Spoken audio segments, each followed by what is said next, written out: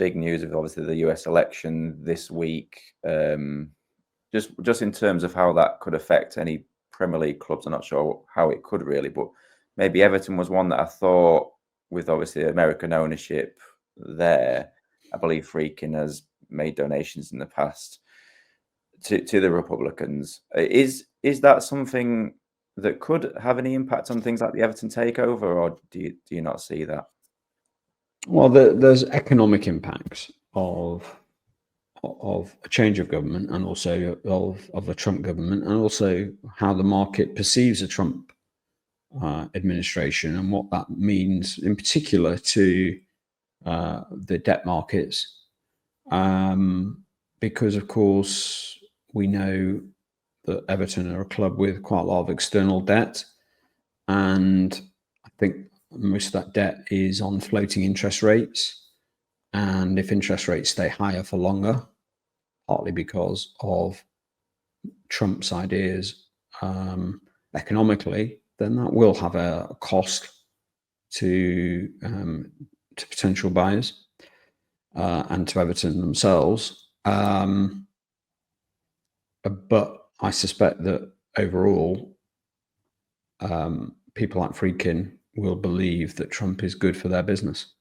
And if it's good for their business, then all this is going to mean is that the deal becomes that bit more attractive because they'll believe that they're doing very well on their, although they are selling imported cars, which doesn't feel like the best thing to be doing when you've got Trump coming in talking about tariffs of 10 to 20%, particularly on foreign vehicles. So I don't know, but it doesn't on the face of it look fantastic for Friedkin, but they've been backing the Republicans, so that they must have a better field than me.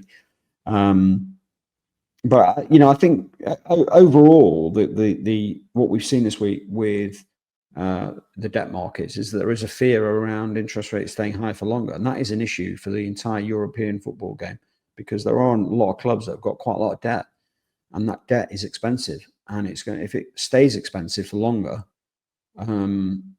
that will continue to be an issue for clubs, because it's going to be a lot of money going out the door on day one. And Everton are the prime example. But I still suspect, although I would have expected by now, as we sit here, beginning of November, I would have expected the white smoke on the Friedkin deal, and I would have expected it to be closer to approval, both in the US from the ACAP side and the court process that's going on there, but also from the Premier League. I am surprised that we haven't had an announcement from the Premier League that he's been approved as a owner, and that the FCA haven't yet approved. I would have thought that is imminent if the application's been made, and there is also the possibility we talked about before of additional money being needed to be put into Everton just to keep the things ticking over from a working capital perspective, and then of course the incoming transfer window, which will give them all sorts of additional issues if they haven't had a change of ownership. All right, Keith. New stadium architect for Everton, Dan Mice, revealed it will be challenging to increase the capacity in an interview with Everton's fan advisory board. Is this a blow for Friedkin's plans and the hopes of hosting a Champions League final in the future?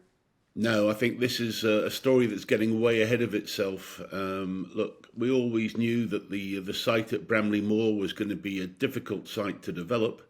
It is, and it is constrained, unlike many other sites, and so there was always going to be an issue around there. I think all the fans, though, did want to try and get towards 60,000 if possible, and so there have been many comments at 52. I know that the talks that have been going on this week have really been about things that may happen in the future, and it will be a very expensive upgrade if that was to happen. I think, look, we've got to just face the fact at the moment we're going to have 52, 53,000 for quite some time. There may be some small additional seats to be added, but they're going to be very expensive to add. But the reality is that's what Everton have got. We've got a beautiful new stadium, and I think we're going to have to get on with it. There were obviously bigger issues, that were decided in the actual discussion about the design. those things have been decided. We've got the stadium, that's where we are. So that's what we have to get on with. And let's just make the best of the revenue we can, the big revenue increase out of the stadium. And I think everybody will grow to love Bramley Moore as it is. And when do you think we can expect to see Bramley Moore host its first massive match that isn't an Everton match? Well, the theory was always that the stadium would actually be finished around this Christmas, and then we'd have until next August to actually host some games. There could well be some women's games or different things played there, potentially. There could certainly be some concerts and different events. The grass is already growing for the pitch, so things are moving on at quite a pace. And it's taking on a life of its own right now. So there is a genuine feeling of excitement, and it will be looking spectacular right on the riverside when it's all lit up at night as well. So it's a lot to look forward to.